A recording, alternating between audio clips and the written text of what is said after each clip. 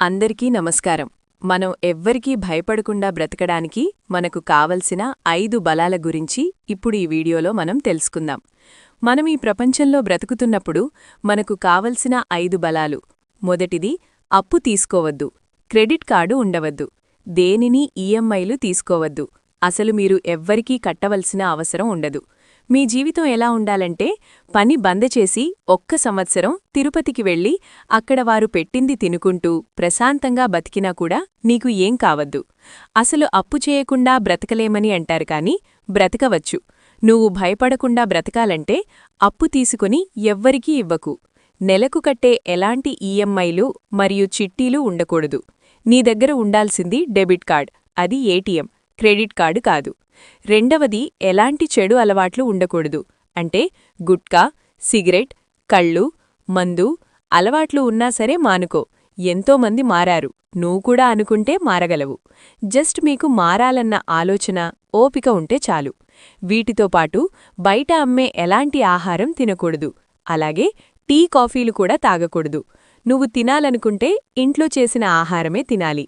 అలాగే ఇంట్లో పెట్టుకున్న టీ, కాఫీయే తాగాలి. అది కూడా రోజుకు 2 సార్లు మించి తాగవద్దు. మీకు బయట తినాల్సి వచ్చినప్పుడు పండ్లు కొనుక్కుని తినండి. తాగాలనుకుంటే కొబ్బరినీళ్లు తాగండి. మీరు 10 రూపాయలు పెట్టి టీ తాగితే బదులు సేమ్ అదే 10 రూపాయలకు 2 అరటిపండ్లు వస్తాయి. చెడు అలవాట్లు ఉన్న ఎవ్వరూ ధైర్యంగా మరియు ప్రశాంతంగా ఉండలేరు. ఇక మూడవది, అబద్ధం. అబద్ధం ఆడకూడదు.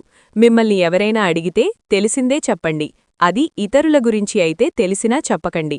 ఒక 2 వ్యక్తులు మాట్లాడుకునేటప్పుడు మూడో వ్యక్తి గురించి డిస్కస్ చేయకూడదు. ఒకవేళ డిస్కషన్ అవుతున్నా మనం నోరు జారవద్దు. మీకు చిన్న విషయం గురించి తెలకపోయినా ఒప్పుకోండి. ఇక్కడ అందరికీ అన్ని విషయాల గురించి తెలిసే అవకాశం లేదు. అబద్ధాలు చెబితే ధైర్యంగా ఉండలేవు. మీరు ఒకవేళ చెప్పినా ఏదో ఒకరోజు ఖచ్చితంగా బయటపడుతుంది. ఇక నాలుగవది, ఎవ్వరికీ మోసం చేయకండి. మోసం చేసే అవకాశం ఉన్నా కూడా మోసం చేయవద్దు. అది కూడా అబద్ధంలాకే ఏదో ఒక రోజు తెలిసి మీరు సంపాదించుకున్న పేరు మొత్తం పోటుంది. ఇక ఐదవది, మీరు ఏ ఏజ్లో ఉన్నా హెల్త్ ఇన్సూరెన్స్ తీసుకోండి. ప్రతి సంవత్సరం ఆ డబ్బులు వేస్ట్ అని మాత్రం అనుకోవద్దు. మనం ధైర్యంగా ఉండడం కోసం, మనకు ఏదైనా జరిగితే ఫినాన్షియల్గా ప్రాబ్లం రాకూడదని మాత్రమే.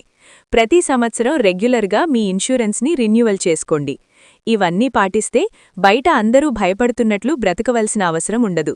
పెళ్లి చేసుకుని పిల్లల కంటే మాత్రం మనం చనిపోయే వరకు భయపడుతూ బ్రతకవలసి వస్తుంది.